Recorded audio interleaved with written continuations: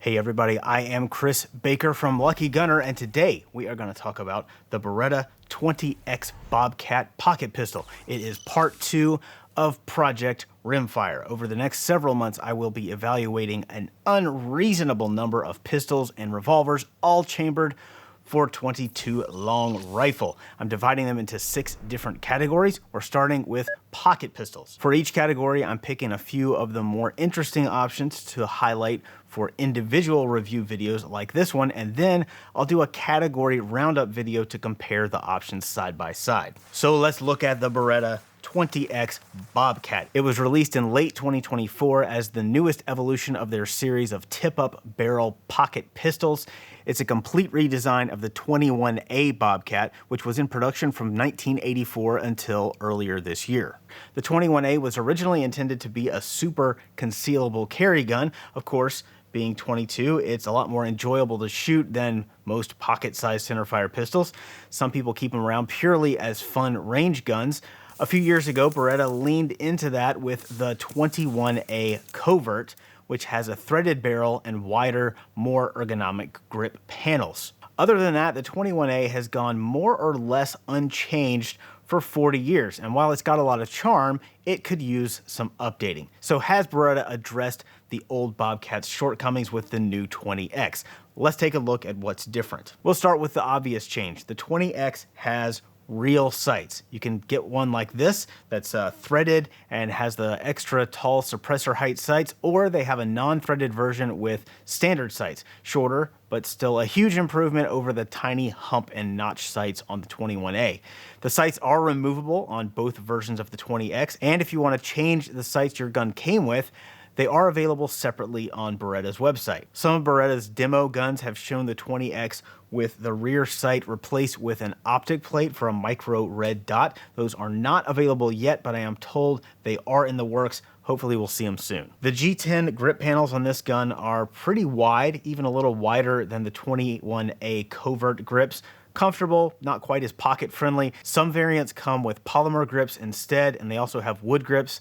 I'm not sure if those are the same width as these. The mag release has been relocated from the middle of the grip panel to a more conventional position behind the trigger guard. The redesigned mags are all polymer except for the spring, and a bit larger than the old ones. They extend past the grip and give you a little more to hang on to. The capacity is now 8+1 instead of 7+1. They feel kind of fragile to me, but I haven't had any issues with the 2 that came with the gun so far. The manual thumb safety is now larger and I would say a lot more usable.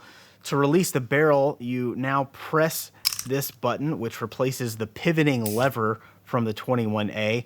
The trigger guard is now integrated into the frame like most guns. On the old design, it's a separate piece that actually serves as the barrel spring. That whole mechanism has been redesigned. The spring is now in here behind the barrel pivot pin in the frame. The entire action has actually been completely overhauled to make the double action trigger pull lighter. I want to say the length of travel is a little shorter too, but it might just feel that way because of the flat face trigger. Either way, it is a noticeable improvement over the 21A. But forget all that. How does it shoot? Well, it's every bit as fun as the old Bobcat, except now I can actually see where I'm aiming. It's a fantastic suppressor host, and now with the sights, you could conceivably use it to dispatch the occasional backyard pest. Sure, you could use any one of the dozens of larger 22s for that task, but there is just something about shooting a tiny suppressed 22 that is immensely satisfying. In the Project Rimfire intro video, I mentioned that I will be running each gun through a series of 3 shooting tests, one for speed, one for accuracy, and a practical test. But you're gonna have to wait until the pocket pistol roundup video to see the results. However, I am also tracking reliability, and we can talk about that now. I'm gonna give each gun a grace period of about 200 rounds to break in a little bit. Then at some point after I've fired at least 200, I'll thoroughly clean it, and then I'll fire 100 rounds of CCI round nose mini mags. Then I'll give it another quick cleaning and fire 100 rounds of CCI 40 grain lead round nose standard velocity. In my experience, if a 22 doesn't fire and cycle reliably with at least one of those two loads, it's probably not going to run well with anything. For those 200 rounds, I will record any stoppage, malfunction, or mechanical issue of any kind. If I fire any additional rounds through the gun after that, I'll try to make a note of it, but I might not be tracking it quite as meticulously. Now, running 200 rounds through a clean gun is not exactly an epic torture test, but it is enough to give us a very general idea of which of these guns are most likely to have reliability challenges. With the mini mags, the Beretta 20X had one failure to fire and one failure to eject. With standard velocity, there was a single failure to eject, and that was within the last 10 of the 100 rounds. The 20X seems to run well when it's clean, but fouling builds up really quickly in the feed ramp and chamber area and on the face of the slide. So make sure you keep those areas as clean as possible.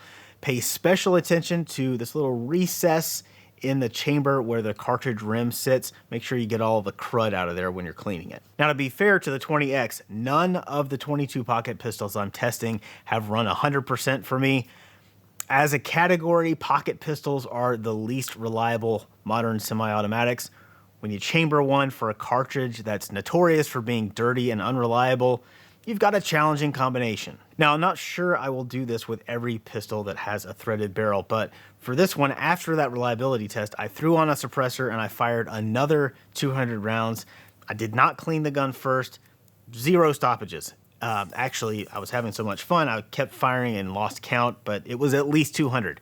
The extra back pressure from the suppressor really seems to help the gun cycle more reliably. I have seen suppressor-compatible holsters for the 30X, like this one from A&R Design. The 20X frame is the same size, so it should work.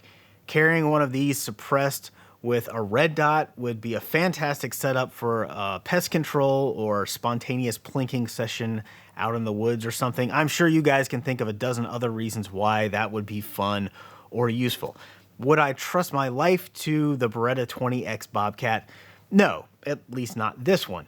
But it's got a lot going for it, especially if you own a 22 suppressor or if you're looking for an excuse to buy one. Overall, I think it's a worthy successor to the 21A, and I love that Beretta is continuing to breathe new life into their classic tip-up barrel designs. Next time, we are going to be looking at Taurus's take on the tip-up rimfire pistol, the 22 Tuck. Keep an eye out for that in our next installment of Project Rimfire from Lucky Gunner.